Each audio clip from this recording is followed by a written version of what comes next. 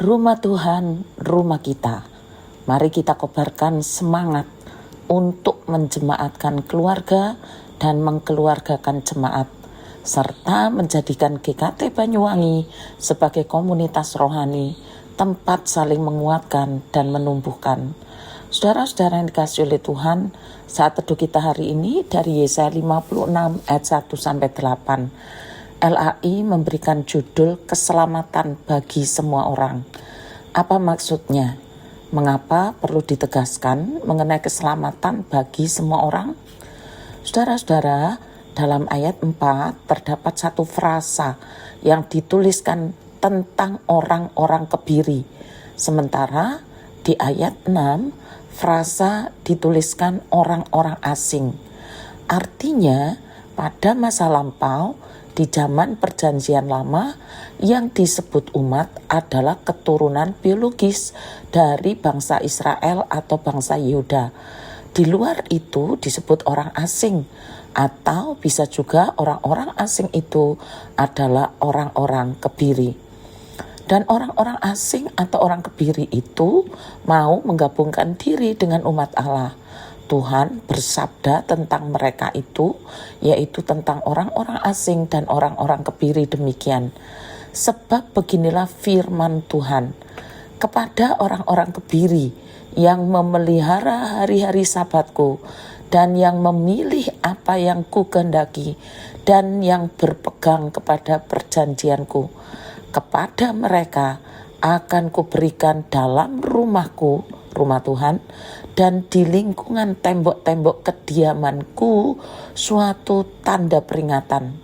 Dan nama itu lebih baik daripada anak-anak lelaki dan perempuan. Suatu nama abadi yang tidak akan lenyap akan kuberikan kepada mereka.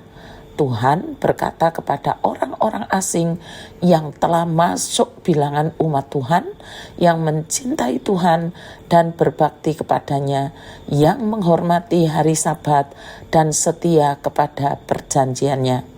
Ternyata saudara, Allah sendiri tidak pernah menolak orang-orang asing, orang-orang kebiri untuk menjadi bagian umat Allah. Namun entahlah bagaimana mulanya sehingga terjadi diskriminasi parah yang menyebabkan orang-orang asing dan orang-orang kebiri tidak boleh sama sekali masuk menjadi bagian umat Allah.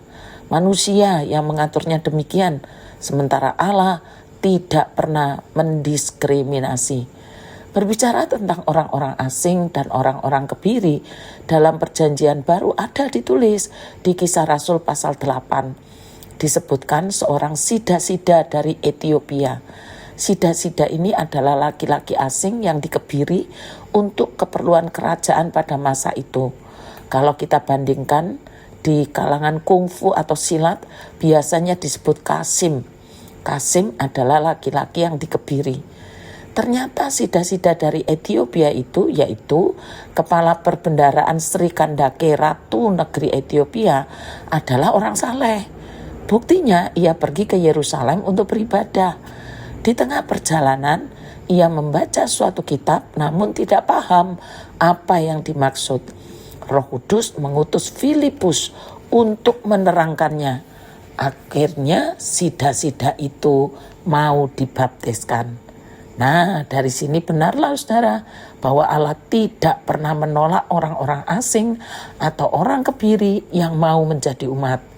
Jika Allah saja menerima segala bangsa untuk menjadi umatnya, mengapa ada sebagian kecil yang masih memelihara rasis yang mengerikan itu? Mari bertobat. Rasisme adalah kekejian di hadapan Tuhan. Tuhan memberkati.